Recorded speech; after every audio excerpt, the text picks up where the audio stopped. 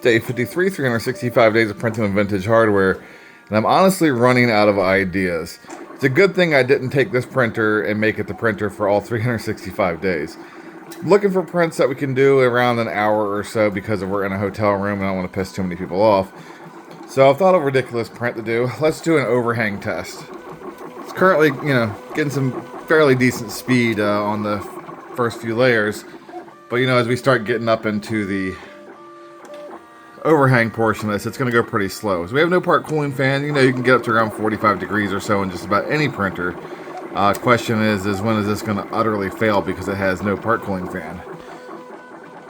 Find out in a few minutes. So we're checking in around 60 degrees.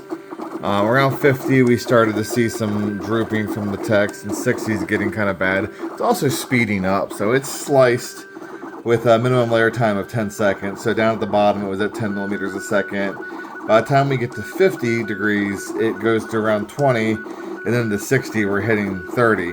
And then once we get to 70, we're going to have much longer layers, but they're going to be hanging out there pretty far. I also noticed that I felt like the front was showing some signs of under extrusion. So I had to look into that. I mean, that's definitely the slowest we've really ever printed with this. I'm hoping it's not like heat creep or something. The back side shows it too, but it's not until you get the lighting right that it became obvious to me. So expecting this to go pretty poorly pretty soon, but we'll see in a moment. I've never personally done an overhang test before. I'm kind of surprised that it finished. I figured once it started doing all that crazy nonsense that it would have actually failed. Under extrusion aside, 70 degrees looks pretty good on the top side. The supporting bottom side, not so good. But for having no part cooling fan, I'm a fan.